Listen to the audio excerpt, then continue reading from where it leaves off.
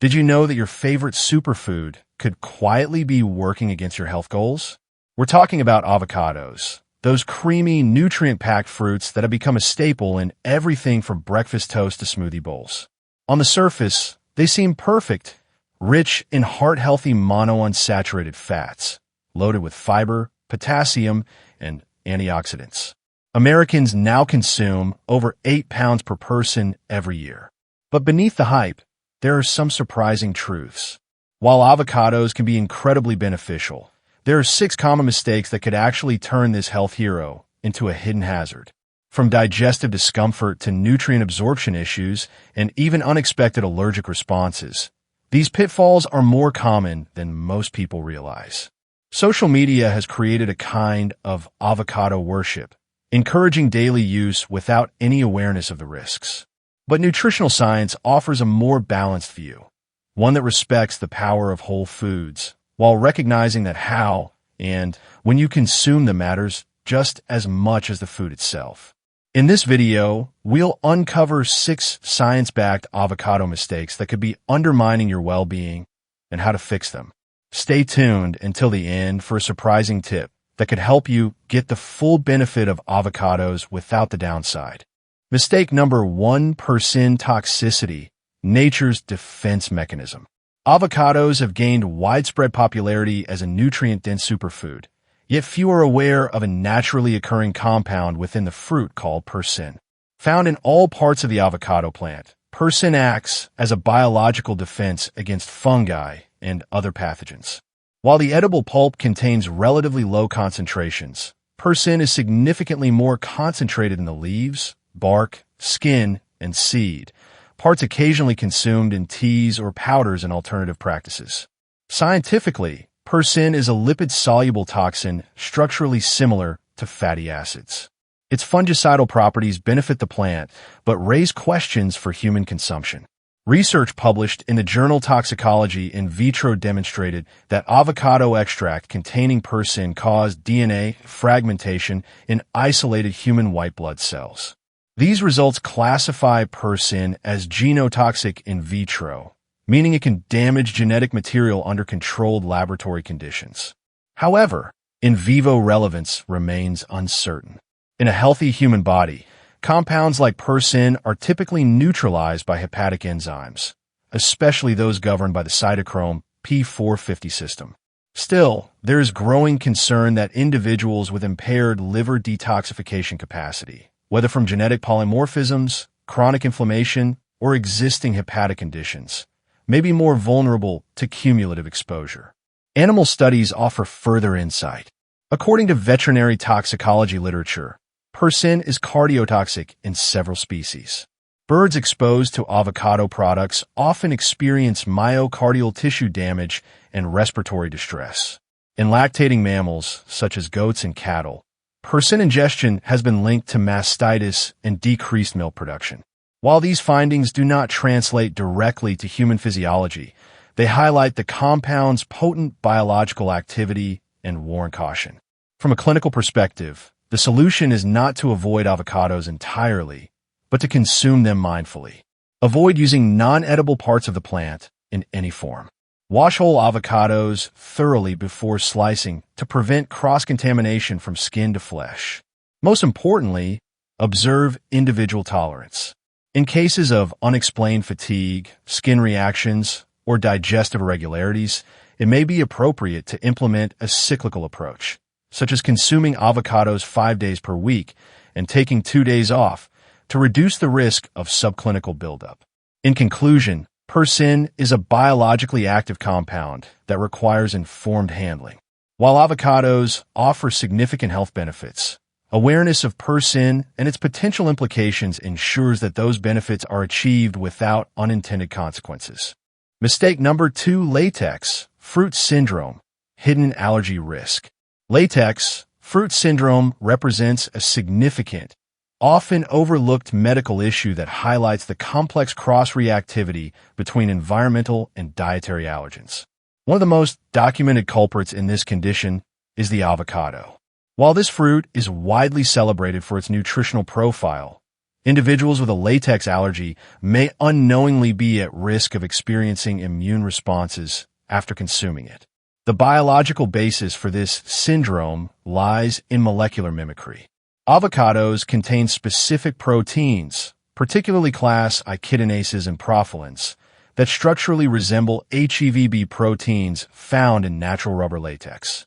These shared epitopes can confuse the immune system, causing it to respond to avocado proteins as if they were latex.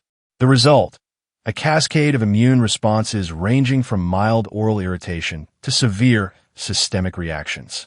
Statistical data from peer-reviewed studies estimate that 30% to 50% of individuals with latex allergies exhibit hypersensitivity to one or more plant-derived foods, avocado being among the most common.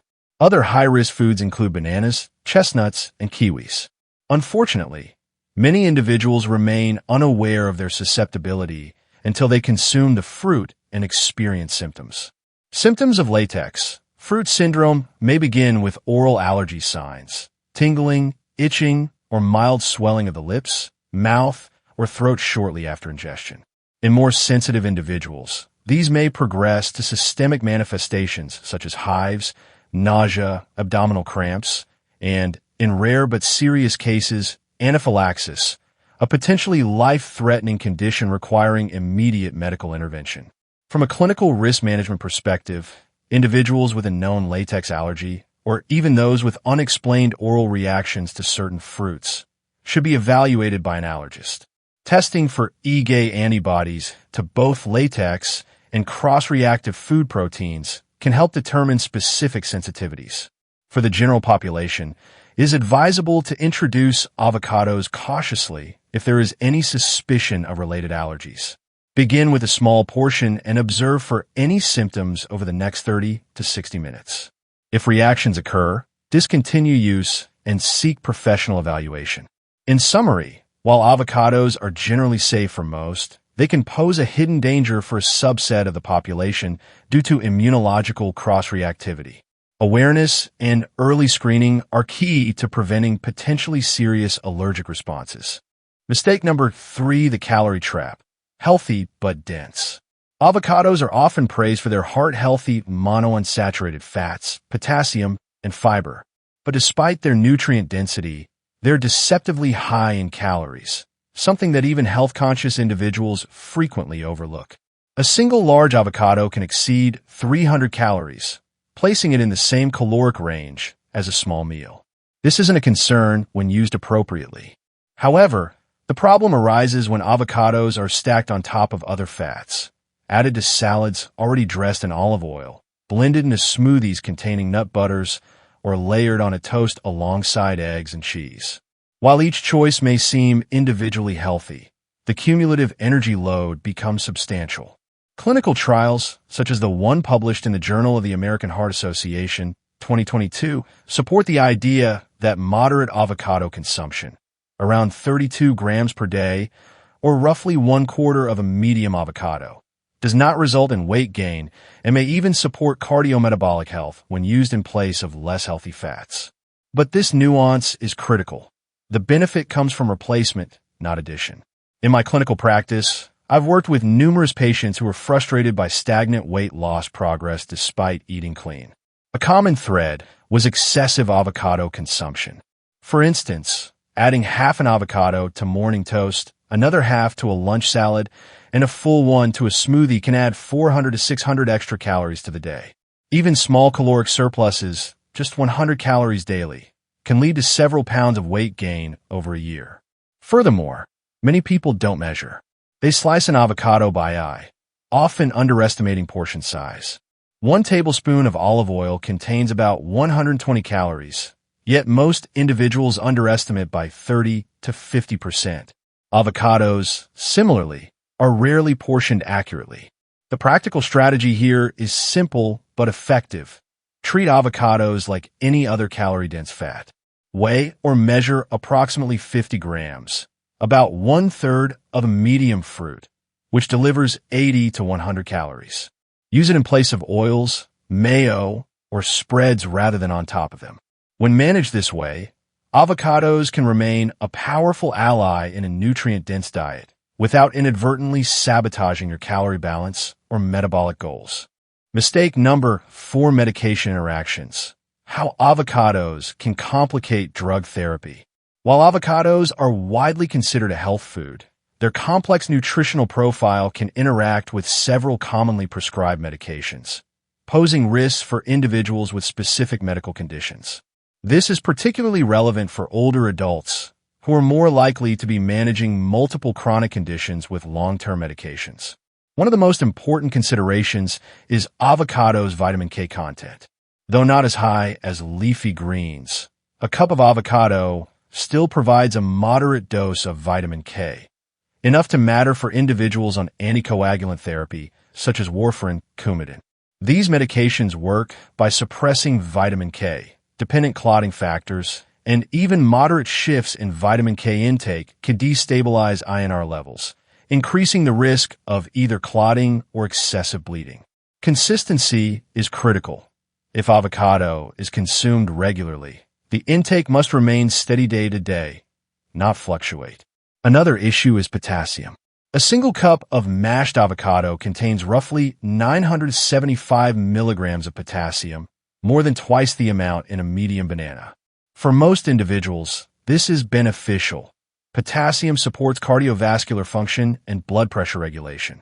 However, for patients on ACE inhibitors like lisinopril, ARBs like losartan, or potassium-sparing diuretics like spironolactone, high dietary potassium can increase the risk of hyperkalemia.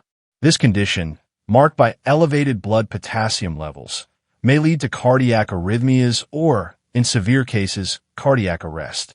It's important to note that kidney function often declines with age, further impairing potassium clearance. Avocado's high fiber content, especially when eaten in large amounts, may also impact how certain medications are absorbed in the gut. Fiber can delay gastric emptying or alter intestinal pH, potentially affecting the bioavailability of drugs like statins, metformin, or thyroid medications. In contrast, the monounsaturated fats in avocado may increase the absorption of fat-soluble medications or supplements, creating unpredictable plasma levels. In clinical settings, I've encountered patients whose lab results or symptom control became erratic due to sudden dietary changes, including the daily addition of avocado. These weren't cases of overdose or overt negligence, just a lack of awareness. The takeaway: if you take prescription medications regularly, especially blood thinners, blood pressure drugs, or diabetes medications, consult your healthcare provider before introducing avocado as a daily staple. A brief conversation may help avoid dangerous fluctuations and ensure avocado remains a benefit, not a burden, to your treatment plan. Mistake number 5: food safety, cutting, and storage risks. Despite their wholesome image, avocados can pose significant food safety risks if not handled properly, especially when it comes to how they are washed, sliced, and stored. The outer skin, though inedible, can carry dangerous bacterial pathogens such as Salmonella, E. coli, and Listeria monocytogenes. These bacteria originate from soil, water, and handling during harvesting and transportation. The rough texture of the skin creates an ideal surface for microbes to cling to, which means simply peeling or cutting into an unwashed avocado may introduce those pathogens directly into the flesh. Research from the U.S. Food and Drug Administration, FDA, has confirmed that bacteria present on the skin can transfer into the edible part of the fruit when it is sliced. This process is similar to cross-contamination in raw meat preparation. The knife blade moves bacteria from the surface into the center, making even the creamy, clean-looking interior potentially hazardous if the skin wasn't properly cleaned first. To reduce this risk, it is critical to wash avocados under cold running water before cutting, regardless of whether the skin will be eaten. Gently scrubbing with a produce brush further enhances cleanliness, especially for fruits that have sat at room temperature for days or been handled frequently in stores. Storage is another often overlooked safety consideration. Once cut, avocado flesh becomes a fertile environment for bacterial growth due to its moisture and nutrient content. The FDA warns that bacteria can double every 20 minutes at room temperature. Leaving cut avocado out on the counter, even for aesthetic purposes or short delays, may significantly increase your exposure to foodborne illness. The best practice is to store cut avocado in an airtight container in the refrigerator immediately after slicing.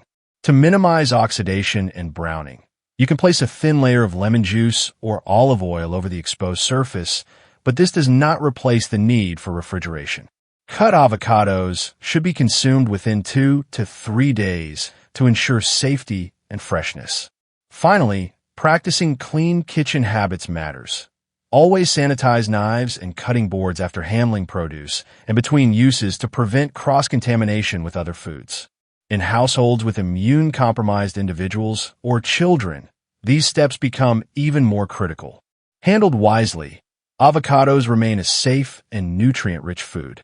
But neglecting proper hygiene and storage turns a superfood into a source of unnecessary risk. Mistake number 6. While avocados are often promoted as a universally beneficial superfood, their high fiber content and unique carbohydrate profile can pose digestive challenges for certain individuals. Understanding your personal tolerance is essential to reaping the benefits without discomfort. A whole medium avocado contains approximately 13 to 14 grams of fiber, an impressive number for any fruit. However, for individuals who are not used to high-fiber diets or who already struggle with digestive irregularities, this sudden influx of indigestible carbohydrates can lead to temporary bloating, flatulence, or changes in bowel patterns, ranging from constipation to diarrhea. Clinical nutrition guidelines advise that increases in dietary fiber should be gradual and accompanied by adequate hydration to prevent gastrointestinal distress.